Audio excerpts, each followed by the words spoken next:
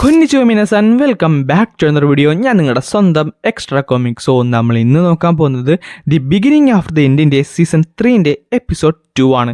So ഈ video ആദ്യമായിട്ട് കാണുന്നവരാണെങ്കിൽ ഇതിനു മുമ്പിട്ട് എല്ലാ വീഡിയോസും നിങ്ങൾ കാണുന്നത് എന്തായാലും ഉറപ്പെടുത്തണം. എല്ലാത്തിൻ്റെയും ലിങ്ക് താഴെ ഞാൻ ഡിസ്ക്രിപ്ഷൻ ബോക്സ് ഇട്ടിട്ടുണ്ട്. അതേപോലെ തന്നെ നമ്മുടെ പേജ് ആദ്യമായിട്ട് കാണുന്ന കൂട്ടുകാരാണെങ്കിൽ സബ്സ്ക്രൈബ് ചെയ്യാനും ലൈക്ക് ചെയ്യാനും നമ്മുടെ വീഡിയോ ഒന്ന് ഷെയർ ചെയ്ത് കൊടുക്കാനും മറക്കണ്ട ഗൈസ്. പിന്നൊരു കാര്യം, ഞാൻ ചെറുതായിട്ട് രാത്രി അതായത് ഒരു 9:30 ആകുമ്പോൾ തന്നെ ഇനി മുതൽ ലൈവ് ചെയ്യാൻ വേണ്ടി പ്ലാൻ ചെയ്യുന്നുണ്ട്. ലൈക്ക് മൈൻക്രാഫ്റ്റ് കളിച്ചുകൊണ്ട് നമുക്ക് ഈ ആനിമിനെ പറ്റിയൊക്കെ സംസാരിക്കുന്ന ചെറിയൊരു ലൈവ് സെക്ഷൻ ആയിരിക്കും. സോ ഇഷ്ടപ്പെട്ട് കഴിഞ്ഞാൽ സപ്പോർട്ട് ചെയ്യാനും മറക്കണ്ട, നിങ്ങളുടെ ഫ്രണ്ട്സിന് ഷെയർ ചെയ്ത് കൊടുക്കാനും മറക്കണ്ട. സോ എല്ലാ ദിവസവും ഒരു 9:30 ആകുമ്പോഴായിരിക്കും നമ്മൾ ഈ ലൈവ് സ്റ്റാർട്ട് ചെയ്യാൻ പോകുന്നത്. സോ നമുക്ക് എന്തായാലും ലൈവിൽ ഡയറക്റ്റ് നേരിട്ട് സംസാരിക്കാം. അങ്ങനെ എപ്പിസോഡ് തുറക്കാൻ നേരത്ത് നമ്മുടെ ഗുഡ് സ്കേ ആയിട്ട് അവിടേക്ക് വന്നിട്ടുണ്ടല്ലോ. എജി ആരാണെന്ന് നോക്കാൻ നേരത്താണ് നമ്മുടെ ഗുഡ് സ്കേനെ കാണുന്നത്. ആ ടൈമിൽ തന്നെ പുള്ളിക്കാരൻ പറയുന്നുണ്ട്, ഡയറക്റ്റ് ഗുഡ് സ്കേ താങ്കൾ ഇവിടേക്ക് വന്നു, താങ്കൾ കണ്ടതിൽ വളരെ സന്തോഷം എന്നും പറഞ്ഞുകൊണ്ട് പുള്ളിക്കാരൻ വളരെ പൊളൈറ്റ് ആയിട്ട് തന്നെ സംസാരിക്കുന്നുണ്ട്. ആ ടൈമിൽ പുള്ളിക്കാരി പറയാൻ ചെയ്യും, എലിച്ച എന്നല്ലേ നിന്റെ പേര്, ഞാൻ എന്തായാലും വിൻസന്റെ ഭാഗത്ത് നിന്ന് നിന്നെപ്പറ്റി കുറേ അധികം കേട്ടിട്ടുണ്ട്. ആ ടൈമിൽ തന്നെ അവൻ തള്ളി മാറ്റിയിട്ട് ആൾക്കാർ പറയുന്നുണ്ട്, ഇതേ പുറത്ത് നിൽക്കേണ്ട, ബാ അതിരുന്ന് സംസാരിക്കാം. ഈ ടൈമിൽ ആ റൂമിലൊരു ടെൻഷൻ മനസ്സിലാക്കി എന്നോട് ഏജി പറയും ചെയ്യും, ഒരു കാര്യം ചെയ്യും, ഞാൻ താഴെ പോയി എന്തെങ്കിലും കുടിക്കാൻ എടുത്തുകൊണ്ട് വരാമെന്ന് പറഞ്ഞിട്ട് അവൻ നേരെ താഴത്തേക്ക് പോകുന്നുണ്ട്. പിന്നെ കാണിക്കുന്നത് അവർ രണ്ടുപേരും അവിടെ ഇരിക്കുന്നതാണ്. ആ സമയത്ത് പുള്ളിക്കാരി പറയുന്നുണ്ട്, ഞാൻ നിന്നോട് പറഞ്ഞല്ലേ എന്നെ സിന്ധിനെന്ന് വിളിച്ചാൽ മതിയെന്ന്, ഞാൻ താങ്കളോട് പറഞ്ഞല്ലേ ഞാൻ ഒരിക്കലും അങ്ങനെ വിളിക്കത്തുമില്ലെന്ന്. ഞാൻ ഓർത്തത് നിന്റെ ബോണ്ട് മാത്രമാണ് ചേഞ്ച് ആയെന്നാണ്. പക്ഷേ നിന്റെ ബോണ്ട് മാത്രമല്ലോ, നീ ഫുള്ളി ചേഞ്ച് ആയിട്ടുള്ളല്ലോ. എനിക്ക് നിന്റെ വിൻഡും എർത്ത് ആട്രിബ്യൂട്ടും മാത്രമേ സെൻസ് ചെയ്യാൻ സാധിക്കുന്നുള്ളൂ, ബാക്കിയൊക്കെ നീ സീൽ ചെയ്ത് വെച്ചോ. അപ്പം നേരെ ആർത്തറുടെ സ്ഥാനം പൊക്കി കാണിക്കുന്നു. ഡിസപ്പോയിൻറ്റഡ് ആണെന്നും പറയാൻ സാധിക്കത്തില്ല. ഓൾമോസ്റ്റ് എല്ലാവരുടെയും നിന്നെപ്പറ്റി പറയാൻ വേണ്ടിയാണ് ഞാൻ ഇവിടേക്ക് വന്നത്. ആ സമയത്താണ് നീ ഒരു സ്കോളർ മേജായിട്ട് മാറിയത്.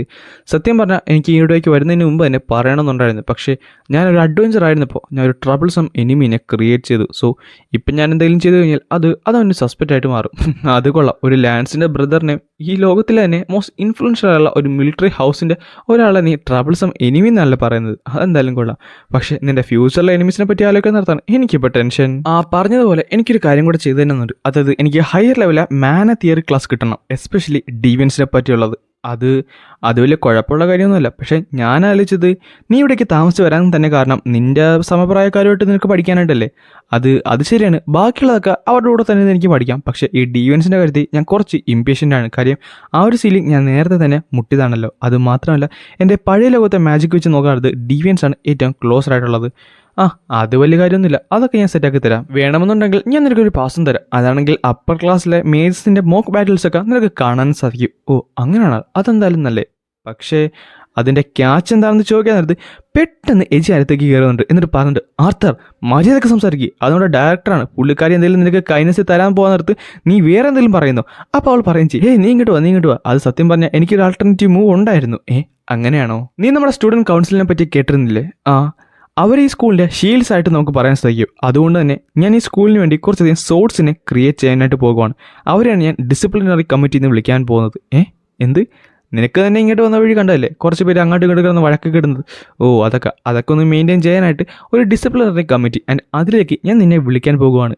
ഞാനോ ഒരു ഫസ്റ്റ് ഇയർ സ്റ്റുഡൻ്റാണ്. അത് മാത്രമല്ല ഞാനൊരു ബാറ്റിൽ മേജ് പോലും അല്ല. അതെൻ്റെ സ്കൂളാണ്, ഇതെൻ്റെ റൂൾസാണ്. ഓക്കെ എങ്കിൽ വേണ്ട, അത് മറന്നേക്ക്. എനിക്ക് തിയറി ക്ലാസ് ഒന്നും വേണ്ട. ഞാൻ വല്ല ലൈബ്രറിയില്ല, ബുക്ക് നോക്കി പഠിച്ചോളാം. ബുക്ക് നോക്കി പഠിക്കുമല്ലേ? പക്ഷേ നിനക്കറിഞ്ഞൂടെ, ആ ബുക്സ് ഒന്നും അണ്ടർ ക്ലാസ് മാന് ആക്സസിബിൾ അല്ല. ഇനി നീ ഒരു അപ്പർ ക്ലാസ് മാൻ ആണെങ്കിലും നീ ഒരു ഡിവൻ്റ് ആണെന്ന് അവരെ കാണിച്ചാൽ മാത്രമേ അത് പോസിബിളും ആളൂ. പക്ഷേ നിനക്കതിപ്പോൾ കാണിക്കാൻ പറ്റുമോ?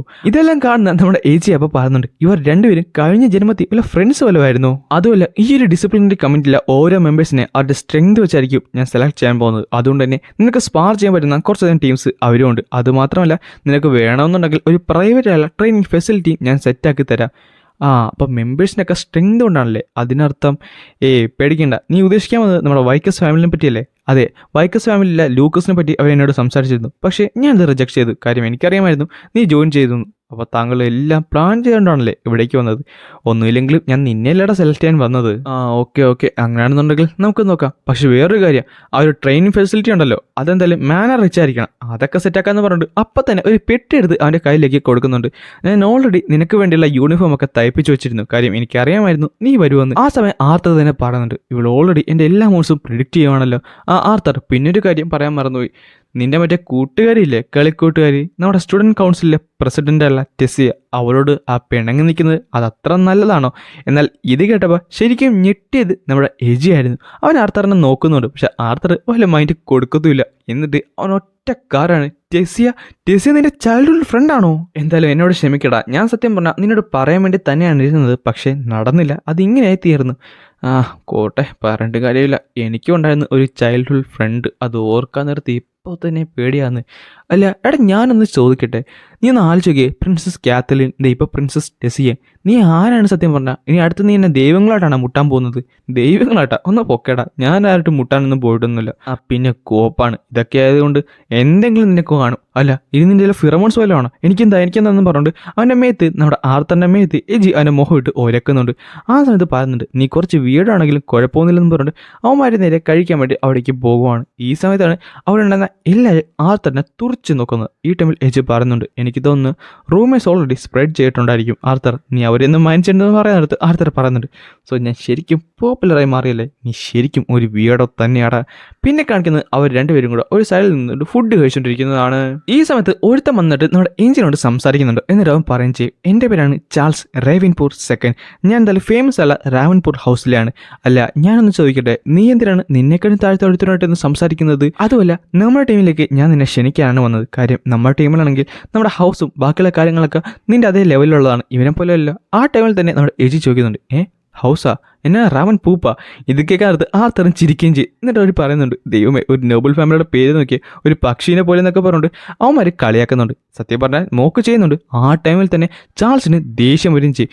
എജിൻ്റെ ഫ്രണ്ടിലാണ് ആ ഒരു ഫുഡൊക്കെ അവനെടുത്ത് വലിച്ചെറിയുകയും ചെയ്യും. എന്നിട്ട് പറയും ചെയ്യും, നീ ഒരു നോബിളിനെയാണ് മോക്ക് ചെയ്യണമെന്ന് ആലോചിച്ചോ? ഇവനൊക്കെ ആയിട്ട് ഇരുന്നുകൊണ്ടാണ് ഞാൻ നിന്നെ വന്ന് വിളിച്ചത്. അപ്പോൾ നീ എൻ്റെ മുഖത്ത് നോക്കി തുപ്പുന്നോ? നിനക്ക് അവനെ പറ്റി എന്തറിയാം? അവൻ എൻ്റെ ബെസ്റ്റ് ഫ്രണ്ടാണ്. അവനെ പറ്റി പറയുന്നിടത്ത് ഞാൻ നിൻ്റെയൊക്കെ കൂടെ കൊണ്ടുവന്നാണോ നീയൊക്കെ പറയുന്നത്?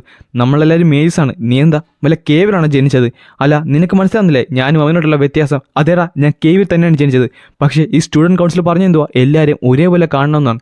പിന്നെ എല്ലാവരും ഒരേപോലെ കാണണം, ഇത് റിയാലിറ്റിയാണ്, അല്ലാതെ പൊളിറ്റിക്സും മാറ്റമൊന്നുമല്ലെന്ന് പറഞ്ഞിട്ട് അവൻ നേരെ നമ്മുടെ ആർത്തറിനെ ഇടിക്കാൻ പോകും. കാര്യം ആർത്തറാണ് അടുത്ത ഓട് വണ്ണെന്നും പറഞ്ഞിട്ടുണ്ട്. പക്ഷേ നെക്സ്റ്റ് സെക്കൻഡ് തന്നെ അവൻ്റെ കൈ നേരെ ബാക്കിലേക്ക് പോയിട്ടുണ്ട്.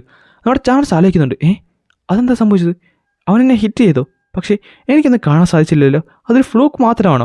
ആ സമയത്ത് തന്നെ അവൻ വീണ്ടും നമ്മുടെ ആർത്തറിനെ ഇടിക്കാനായിട്ട് പോകുന്നുണ്ട്. പക്ഷേ നെക്സ്റ്റ് സെക്കൻഡിൽ തന്നെ ഏജിനായിട്ട് അവന് വട്ടം കയറി നിൽക്കുകയും ചെയ്യും. എനിക്ക് വേണമെന്നുണ്ടെങ്കിൽ ഇവിടുന്ന് രക്ഷപ്പെടാം, പക്ഷേ ഏജിൻ്റെ കാര്യം എന്ത് ചെയ്യുന്ന ആലോചിക്കുന്ന നടത്താണ് അടുത്ത സെക്കൻഡിൽ തന്നെ കുറച്ചധികം വള്ളികൾ അവിടേക്ക് വരുന്നത്. എന്നിട്ട് ചാൻസിനെ പിടിച്ച് മുകളിലേക്ക് ഉയർത്തുന്നുണ്ട്. അവന് മനസ്സിലായില്ല അതെന്താണ് സംഭവിക്കണമെന്ന്. അവൻ പറയുന്നുണ്ട്, ആരാണ് ചെയ്തത്?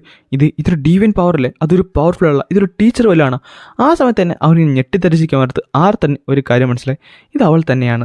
എന്നിട്ട് അവൻ പറയുന്നുണ്ട്, അല്ല ഞാൻ ഇവനെ എന്ത് ചെയ്യും? ഞാൻ ഇപ്പോൾ മാജിക് യൂസ് ചെയ്ത് കഴിഞ്ഞാൽ അതെനിക്കും എജിനും കുറച്ച് പ്രശ്നമായിരിക്കും. ഒരു കാര്യം ചെയ്യാം, ഇത് ചെയ്ത് നോക്കാമെന്ന് പറഞ്ഞിട്ട് ആർത്തർ നേരെ അവൻ്റെ തന്നെ നടക്കുന്നുണ്ട്. ആ സമയത്ത് അവൻ പറയും ചെയ്യും, എനിക്കിപ്പോൾ ഒന്നും ചെയ്യാൻ പറ്റാത്ത സമയമാണ്, നീ ഇപ്പം എന്തെങ്കിലും ചെയ്തു കഴിഞ്ഞാൽ ഞാൻ നിന്നെ ഉറപ്പായിട്ടും വെറുതെ വിടില്ലെന്ന് പറയുന്നതാണ് ആർത്തറിൻ്റെ ആ ഒരു പ്രഷർ അവന് സെൻസ് ചെയ്യാൻ സാധിച്ചത്.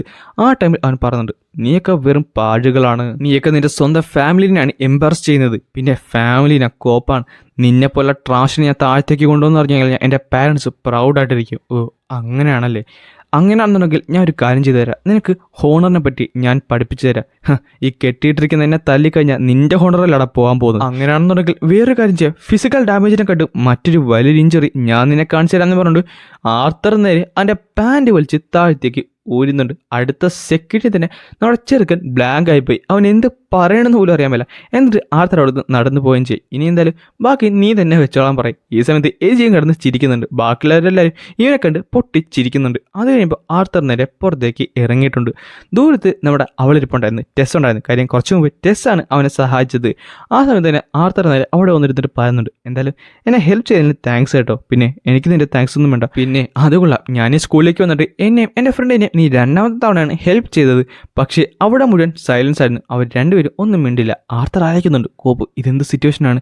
അല്ല എടി, ഞാൻ സോറി എന്ന് പറയാൻ നേരത്ത് പെട്ടെന്ന് അവൾ നേരെ ആർത്തൻ്റെ തലയിലേക്ക് ഇടിച്ചോട്ട് സോറി എന്ന് പറയും. കാര്യം അവൾ തിരിഞ്ഞ് സോറി എന്ന് പറഞ്ഞാണ്, പക്ഷേ അവളുടെ തല നന്നായിട്ട് വേദനിക്കുന്നുണ്ട്. ആർത്തർ പറയും ചെയ്യും, അതെന്തായാലും കൊള്ളാം, എൻ്റെ താടിയിൽ ഇപ്പോൾ ഓടിക്കാൻ. ആ ടൈമിൽ തന്നെ അവൾ ഏങ്ങളടിക്കാൻ തുടങ്ങും. എന്തുപറ്റി, നീ കരയുവാണോ? പിന്നെ വേദനിക്കത്തില്ലേ? അപ്പോൾ പിന്നെ കരയത്തില്ല എന്ന് പറഞ്ഞുകൊണ്ട് ആർത്തറിൻ്റെ നേരെ അവൾ ചാടി ഇരിക്കുന്നുണ്ട്. ആ സമയത്ത് ആർത്തർ പറയും ചെയ്യും, അങ്ങനെയാണോ, എനിക്ക് പോട്ടെ കേട്ടോ, വിഷമിക്കൊന്നും വേണ്ട, ഞാനിവിടെ ഇല്ലെന്നും പറഞ്ഞുകൊണ്ട് ആർത്തൻ്റെ അടുത്തേക്ക് അവൾ ഇരിക്കുന്നുണ്ട്.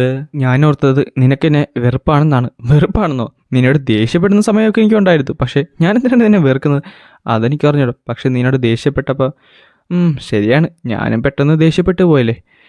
എന്തായാലും പോട്ടെ, അതൊക്കെ വിട്ടേക്ക്. ഞാൻ ഈ സ്റ്റുഡൻറ് കൗൺസിലല്ലായിരുന്നെങ്കിൽ ഒരു സീനും ഇല്ലായിരുന്നല്ലേ എന്ന് പറയാൻ നേരത്താണ് നമ്മുടെ എജിനവിടേക്ക് നടന്നു വരുന്നത്, അവൻ്റെ നേരത്തെ കാര്യം പറഞ്ഞിട്ട്. പക്ഷെ അവിടെ വന്ന് നോക്കാൻ നേരത്താണ് ടെസ്സിനെ അതേപോലെ തന്നെ കാണുന്നത്. ഇത് കാണുന്ന നേരത്ത് തന്നെ അവൻ്റെ കിളി പോയിട്ടുണ്ട്. ആ സമയത്ത് തന്നെ നമ്മുടെ സിൽവിയായിട്ട് ചാടി അവൻ്റെ അടുത്തേക്ക് വരുന്നുണ്ട്, മാമ എന്ന് വിളിച്ചുകൊണ്ട്. ആ ടൈമിൽ എജി പറയുന്നുണ്ട് ഞാൻ പോകണം കേട്ടോ. എന്നിട്ട് സിൽവിയായിട്ട് ചാടി അവളുടെ മേത്തിരുന്ന് അവളെ നക്കുന്നുണ്ട്. ഈ സമയം തന്നെ എഴുന്നേറ്റിട്ട് അവളോട് പറയുന്നുണ്ട് നമുക്കൊന്ന് നടക്കാൻ പോയാലോ. ആൻഡ് അങ്ങനെയാണ് ഈ എപ്പിസോഡ് ഞാനിവിടെ അവസാനിപ്പിക്കുന്നത്.